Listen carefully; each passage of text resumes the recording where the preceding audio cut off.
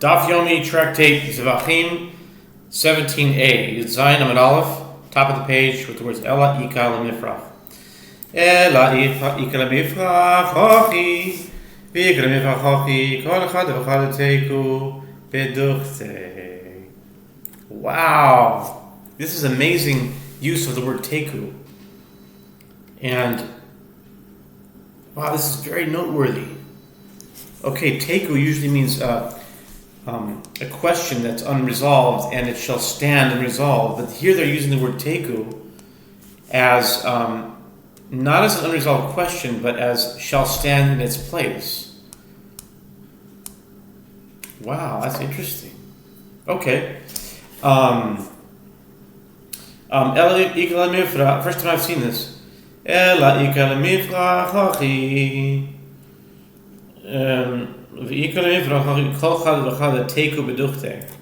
Rather, one can derive this way and one can derive that way. Since these derivations contradict one another, each and every halacha shall stand in its place and not modify the other by a fortiori inference.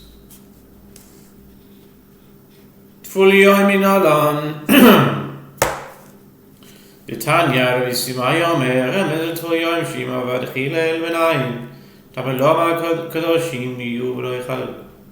The Mishnah teaches the sacrificial rites performed by one who immersed that day are disqualified.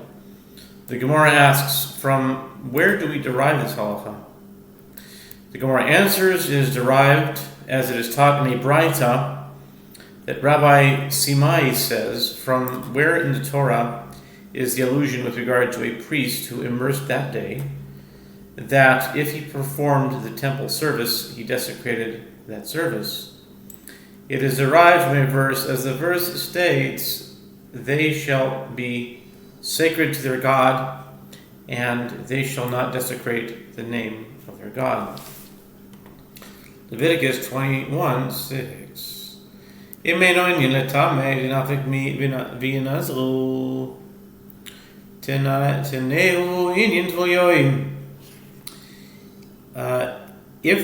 this verse is not written with regard to the matter of an impure priest who performed the temple service, as that halacha is derived for us from the verse that they separate themselves from the sacred items of the children of Israel, Leviticus 22 verse 2, then apply it to the matter of a priest who immersed that day, who performed the temple service. Although he is no longer impure in every sense, the priest remains impure in the sense that he is prohibited from partaking of truma and sacrificial food and from entering the temple.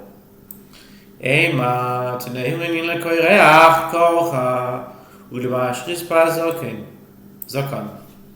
Gemara asks, why must the verse be applied to the matter of one who immersed that day? Say that one should apply it to the matter of one who creates a bald spot on his head, or to the matter of one who destroys his beard, as these matters are discussed in the preceding verse. Tvuliyim dimavad b'misa menalan digama chilul mitruma dipasel mitruma mechel avoida telo pasel mitruma lo mechel avoida. The Gemara responds, this verse is already used to indicate another halacha relating to one who immersed that day. From where do we derive that if one who immersed that day performed sacrificial rites, he is liable to receive the punishment of death at the hand of heaven? As it is derived by a verbal analogy between profanation mentioned in this context and profanation from truma. As the verse states in this context, and not profane the name of their God, Leviticus 21 verse 6. The verse states with regard to truma, lest they bear sin for it and die therein if they profane it, Leviticus 22 verse 9. It can be inferred from this verbal analogy that one who disqualifies truma, meaning one who immersed that day, profanes the temple service, and one who does not disqualify truma, meaning one who creates a bald spot or one who destroys his beard, does not profane the service. Amarabo Rabba said, why do I need that which the Merciful One wrote, meaning that an impure priest and one who immersed that day and one who has not yet brought an atonement offering all disqualify the rites they perform. Would it not have been enough to teach the halacha in only one case? Tzrichi. Rabbi explains, we'll pause for a moment, and then we shall return, Lord willing. Tzrichi. Tzrichi. Chas v'rachman tameh sheken tameh b'tul yoim. Mechusach kipurim lo yasi minei. Sheken peso betruma mechusach kipurim b'tul yoim lo yasi minei. Sheken mechusach maaseh. Rabbi explains, all three are necessary, as in each case there is a stringency not present in the others. Therefore, had the Merciful One written only that an impure priest desecrates the service, one might say that this is because he imparts impurity to others. And since the other two cases do not, one cannot derive them from the case of an impure priest.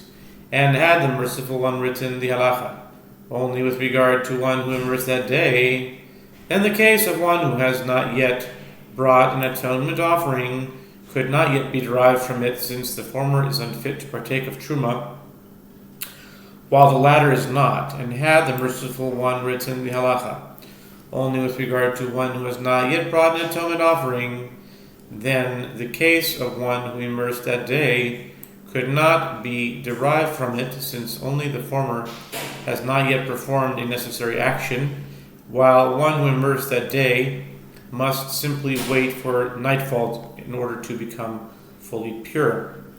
The Gemara asks still, why are all three necessary? Granted, from one of these cases the other two cannot be derived, but let one be derived from the other two. The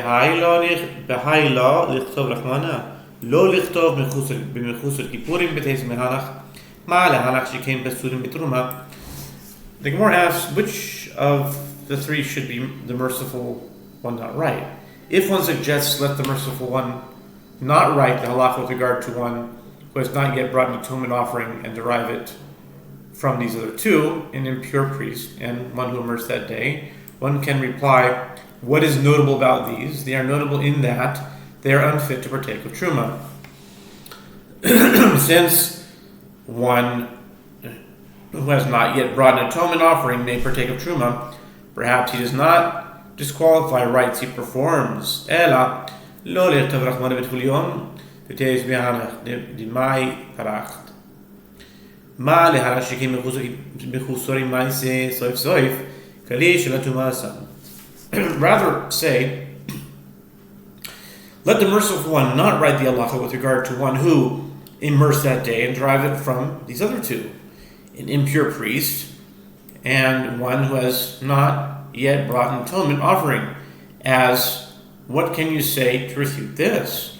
One cannot reply, what is notable about these? They are noticeable since they have not yet performed the necessary action, because ultimately their impurity, meaning the impurity of one who has not yet brought an atonement offering, is weak when compared to one who immersed that day.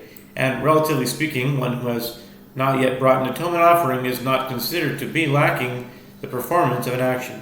This concludes 17a, and let's see 17b here. Wow, it's a shorter daf for once. Okay, we'll stop here anyway. Return after the break, God willing.